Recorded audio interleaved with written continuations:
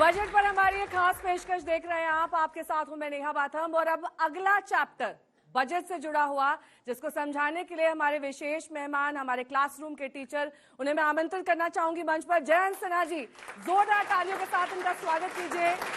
नमस्कार नेहा जी और सबको झारखंडी जोहार। और फिर इस क्लास में आने का मुझे बहुत अच्छा लग रहा है। सरकार का जो बजट है वो बनता कैसे है, तो इसलिए हम लोगों ने ये थोड़े आंकड़े तैयार किए हैं आप सब लोगों को बताने के लिए कि आप अगर सरकार के खर्चे देखें और तो कुल मिलाकर सरकार जो है इसको पैसे जो मिल रहे हैं करीब 22-23 लाख करोड़ मिलते हैं। सरकार की जो आमदनी है, सरकार के पास पैसे जो आते हैं वो कहां से आते हैं वो हम लोगों को देखना होगा। सरकार को टैक्स से करीब, आपके टैक्स से यानी निजी लोगों से, इंडिविजुअल इनकम टैक्स से 7 लाख करोड़ मिलते हैं, कंपनियों से 7.2 लाख करोड़ मिलते हैं, जीएसटी से करीब 8 लाख करोड़ मिलते हैं। फ्यूल टैक्सेस, हम लोग काफी बातचीत कर रहे थे पिछली बार कि भाई पेट्रोल का जो है उस पर टैक्स कितना है, केंद्र सरकार को उससे 3.5 लाख करोड़ मिलते हैं। कस्टम ड्यूटी से कुछ पैसे मिलते हैं। ये टैक्सों के आधार से जो हम लोग आपसे टैक्स की वसूली करते हैं वो टैक्स जो है वो कुल मिलाकर करीब 19.35 लाख करोड़, करीब 19 लाख करोड़ हम लोगों को टैक्स मिलते हैं। और भी अतिरिक्त हम लोगों को पैसे मिलते हैं, वो भी अगर आप जोड़ दें तो करीब 3 लाख करोड़, 3.5 लाख करोड़ उसमें मिलते हैं, जिसमें से डिविडेंड वगैरह जो हम लोगों को आरबीआई से और बैंकों से मिलते हैं कुल मिलाकर। अब देखिए, अगर 23 लाख करोड़ हम लोगों के टैक्स के द्वारा और अन्य स्रोत से हम लोगों को जो पैसे मिल रहे हैं, सरकार के खर्चे कितने हैं? खर्चे जब हम लोग देखें तो ब्याज पे ही हम लोग करीब 9.5 लाख करोड़ खर्च कर रहे हैं, डिफेंस पे करीब 4 लाख करोड़ खर्च कर रहे हैं, शिक्षा यानी आप लोगों के लिए, स्टूडेंट्स वगैरह के लिए 1 लाख करोड़ खर्च हो रहा है। और ये करते करते करते जब आप लोग सब इसको आप लोग जोड़ेंगे तो आपको नजर आएगा कि हम लोग करीब 39 लाख करोड़, 39.45 लाख करोड़ केंद्र सरकार का खर्चा है। घाटा हर वर्ष सरकार का घाटा हुआ 16.5 लाख करोड़, 16.5 लाख करोड़। यानी आपकी आमदनी है करीब 23 लाख करोड़ और आपका घाटा चल रहा है करीब 17 लाख करोड़। किसी की दुकान चल सकती है ऐसे? अब आप सोचिए। फिर भी आप उन तीर के निशाने पर होते हैं जिसपे कहा जाता है कि जो फ्रीबीज दी जाती है, चाहे वो वैक्सीनेशन हो, चाहे वो ओल्ड पेंशन स्कीम को दोबारा लाना हो, वो सब कुछ जनता से ही वसूला जाता है, टैक्स के जरिए या फिर जीएसटी बढ़ाने के जरिए। ये तमाम आरोप सरकार पर लगते हैं। नहीं, बिल्कुल लगते हैं नेहा जी, लेकिन हम लोगों को पहले जो हिसाब किताब है, जो सरकार की स्थिति है, ये समझना बहुत जरूरी है।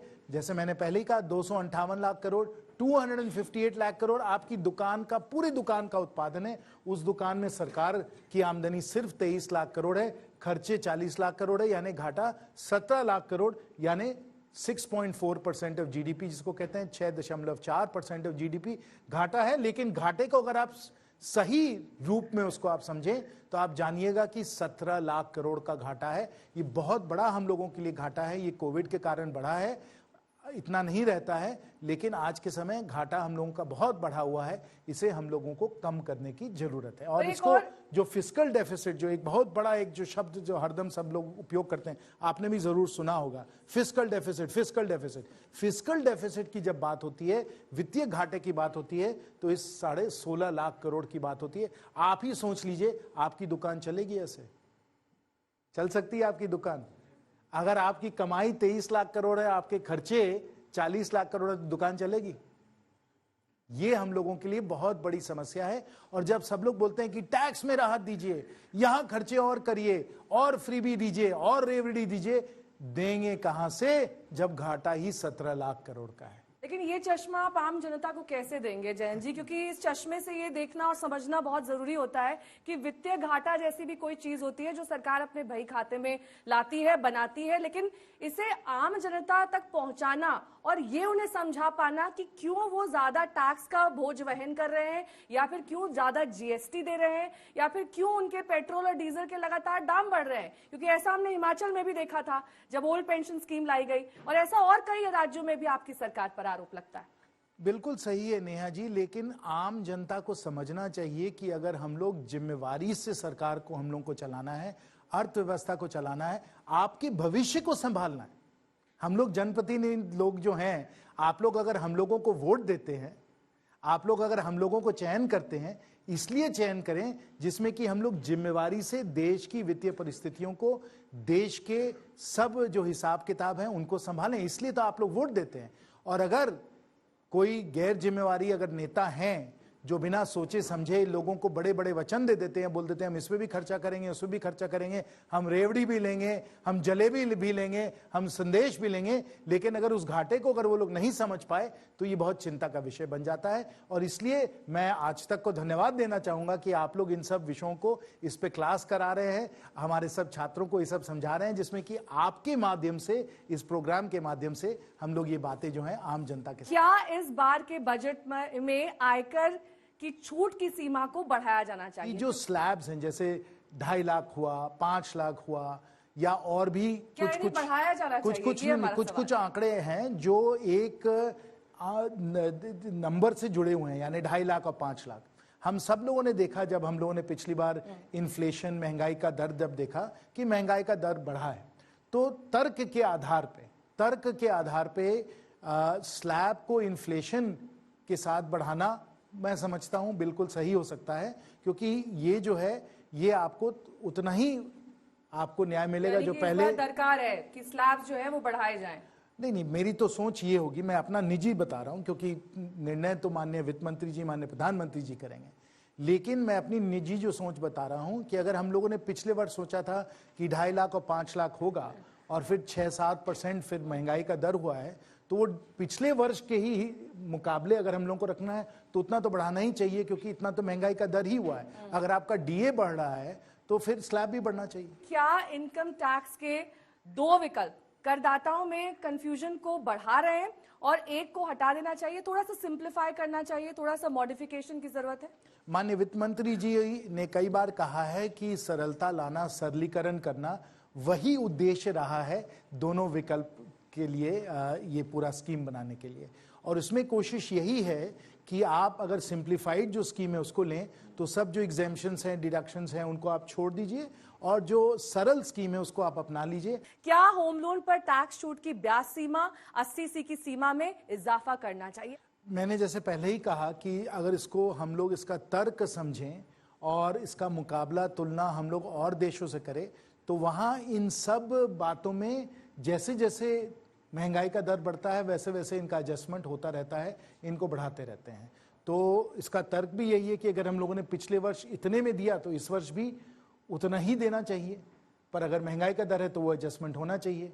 और दूसरा कि अगर आप विश्व भर में देखें, जैसे मैंने पहले ही कहा, तो विश्व भर में भी इसी प्रकार का एडजस्टमेंट हर वर्ष होता रहता है। तो इसका ये जो है लॉजिक, इसका ये है, तर्क इसका ये है। तो अगर इसमें छूट की सीमा को बढ़ाया जाता है तो आपको नहीं लगता कि रियल एस्टेट सेक्टर में, अफोर्डेबल हाउसिंग सेक्टर में, जहां पर कहीं ना कहीं एक स्लम्प जैसी स्थिति है, या फिर यूं कहें कि एक तरीके से फ्लैट है वो कर्व, इस पूरे कोविड के 3 साल के दरमियान रियल एस्टेट डेवलपर्स लगातार इस आस में हैं कि कब हमारी तरफ होम बायर्स आएंगे और उनके घरों को खरीदेंगे? नेहा जी, जहां तक रियल एस्टेट वालों का सवाल है, या मध्यम वर्ग के लोगों का सवाल है, या किसी का भी सवाल है, हर कोई की आशा यही होती है, हर कोई चाहता है कि मेरे जेब को आप भर दो, मेरे जेब को आप भर दो। लेकिन सरकार का काम ही ये है कि पूरा जो है बैलेंस में आप रखिए, संतुलन एक अच्छा बने। सब जो आंकड़े मैंने पहले ही कहा कि घाटे में सरकार चलती है, तो इसलिए बड़ा सोच विचार करके सोचना पड़ता है कि किसकी जेब से लो, किसकी जेब से लो और किसकी जेब में दो। और ये जो है इसकी जो नीति बनती है, जेब से, किसी की जेब से निकालो और किसी की जेब से डालो, ये जो नीति बनती है, इस नीति का तर्क यही होता है, लक्ष्य यही होता है कि ऐसी ऐसी नीतियां बनाई जाएं जिसमें कि हम लोगों का जो उत्पादन है, यानी हमारी जो जीडीपी है, उसको हम लोग बढ़ोतरी दें। और आपने देखा ही था कि कैसे हम लोगों ने 8%, 9% हम लोगों ने किया हुआ है। दें और साथ ही वित्तीय घाटे को भी कम करें, बिल्कुल किसकी जेब से निकालें और किसकी जेब में डालें। सेस, सरचार्ज, अतिरिक्त टैक्सेस, इन सब की सरलीकरण हो। और जहां तक जीएसटी का सवाल है, वहां हम लोगों ने चमत्कार कर दिया जीएसटी के द्वारा। तो सरलीकरण तो निरंतर हम लोगों का प्रयास रहता है कि इसका सरलीकरण हम लोग करते चले जाएं। और जहां तक सेस और सरचार्ज का सवाल है, जो बहुत ही मतलब जरूरी है, एजुकेशन का सेस है, हेल्थ का सेस है, ऐसे हम लोग 1-2 सेस लाए हैं जिसमें कि जरूरी जो खर्चे हैं उसमें एकदम जरूरी खर्चे के लिए जरूरी हम लोग पैसे उठाएं। लेकिन फिर ऐसा क्यों है कि जो गरीब और अमीर के बीच की खाई है वो लगातार बढ़ती जा रही है और विपक्ष भी लगातार हमलावर होकर ये कहता है कि आपकी सारी स्कीम जो है वो अंबानी और अडानी के लिए डिजाइन की जाती है। हम लोगों ने नीतियां बनाई हैं जिसमें लोगों को अच्छे अच्छे रोजगार मिले, उसके द्वारा भी लोगों को बहुत तरक्की और आगे बढ़ने का हम लोग अवसर दे रहे तो हैं। अब वो जो सेइंग थी rich are becoming richer and poor are becoming poorer, वो सेइंग उसको पीछे से छोड़ दें बैक बर्नर पे? ये हम लोगों को देखना पड़ेगा कि आगे के समय कैसे इस पे हम लोग सुधार हम लोग लाए हैं और लाएंगे, और अगर हम लोग पिछले वर्षों से मुकाबला करें तो इसमें भी हम लोगों ने बहुत विकास किया। ठीक है, अब कुछ सवाल ले लेते हैं। सर मेरा नाम अनुराग है, मैं पत्रकारिता का छात्र हूँ। अभी आप बोल रहे थे कि जीएसटी में आप लोगों ने चमत्कारी काम किया है। ऑक्सफैम इंडिया का एक रिपोर्ट आया है, उसमें सर जो अमीर वर्ग के लोग हैं उनका कंट्रीब्यूशन जीएसटी में मात्र 3% का है, जबकि जो 50% के लोग हैं, जो मतलब मध्यम वर्गीय लोग हैं, उनका कंट्रीब्यूशन सर 64% है। तो जीएसटी में ऐसी असमानता क्यों है सर? जीएसटी तो पूरे, अगर हम लोग टैक्सेस को देखें तो जीएसटी एक हिस्सा है। आपको इनकम टैक्स और कॉर्पोरेट टैक्स भी देखना पड़ेगा। तो जिन लोगों के पास ज्यादा संपत्ति है उनको बहुत ज्यादा और इनकम टैक्स और कॉर्पोरेशन टैक्स, अगर वो कंपनी के द्वारा उनको पैसा मिल रहा है, डिविडेंड्स पे उनको टैक्स देना पड़ता है। इसलिए जो लोग ज्यादा संपन्न हैं उन लोगों को हम लोग इनकम टैक्स और कॉर्पोरेट टैक्स के द्वारा हम लोग उनसे वसूली करते हैं, उनसे हम लोग टैक्स लेते हैं। सर मेरा नाम अंकित तिवारी और मैं भी पत्रकारिता का छात्र हूँ। सर मैं पूछना चाहता हूँ कि हर साल महंगाई बढ़ रही है। पीएम किसान निधि योजना के तहत हर किसान को 2000 रुपये दिए जा रहा है, जिसका जो खाद था डीएपी लगभग 1800 रुपया है। तो किसान 2000 रुपये में सर कैसे काम कर पाएगा? पूरे आप 3 महीने में 2000 रुपये देते, 6000 की किस्त होती है, तो इसको कैसे किसान कर पाएगा? आप इसको बढ़ाएंगे या फिर इतना ही पर रहेगा? पहले तो किसान सम्मान निधि में 3 किस्त सालाना मिलते हैं, जिसको कुल मिलाकर आपको वर्ष में 6000 रुपये मिलते हैं। ये तो केंद्र सरकार से आता है। कई राज्य सरकार हैं जो किसान सम्मान निधि किस्म के ऐसे ही उनकी भी योजनाएं हैं, तो उनको उसमें और भी पैसे मिलते हैं। अगर हम किसान की बात करें, और फिर उस पर भी लंबी हम लोग की चर्चा जरूर होगी, किसानों को और भी बहुत लाभ मिलते हैं। लगभग हर राज्य में किसानों को बिजली जो है वो मुफ्त मिलती है। किसानों को फर्टिलाइजर की सब्सिडी के द्वारा फर्टिलाइजर का जो खर्चा है वो भी उनका कम होता है। जो उनका एमएसपी है वो एमएसपी हम लोग अच्छा उसका हम लोगों ने बनाया हुआ है, और उनको हर किस्म का हम लोग सहयोग देते हैं जिसमें हमारे किसान भाइयों और बहनों को अच्छी कमाई मिले। सिर्फ किसान निधि योजना की यहाँ पर बात हो गई, लेकिन चलते चलते जैन जी, क्या इस बार मिडिल क्लास बजट से अपने लिए टैक्स से रिलेटेड कोई राहत की उम्मीद करें? क्योंकि 10वां बजट है आपकी सरकार का, 2014 से लेकर अब तक गिन लें तो ये 10वां बजट है। तो इस बार क्या कुछ पॉजिटिव, कुछ सकारात्मक इस बार हम उम्मीद करें? मैं आपको नेहा जी सिर्फ 2018 के बारे में बता सकता हूं, मैं 2023 के बारे में नहीं बता सकता हूं। लेकिन 2018 को अगर हम लोग देखें, जब 1 साल बचे थे चुनाव में, तब उस बजट में बहुत सारी अच्छी अच्छी बातें आई थी। आप जरा उन पे ध्यान दें तो मुझे लगता है आपकी आशा इस बार भी होनी चाहिए। 2018 विज़-अ-वी 2023, क्योंकि 2024 में तो चुनाव ही होना है। ऐसे में ये चुनाव से पहले का आखिरी बजट, क्योंकि अगले साल तो अंतरिम बजट आएगा। तो ऐसे में राहत भरी खबर के साथ यहाँ पर जैन जी ने इस पूरी क्लास का समापन किया है। तो मिडिल क्लास एक उम्मीद भरी, एक ऐसी आशावान नजर से वित्त मंत्री निर्मला सीतारमण की ओर देख रहा है कि शायद इस बार राहत टैक्स के मामले में उन्हें मिल सके। आज की इस क्लास में अभी के लिए बस इतना ही।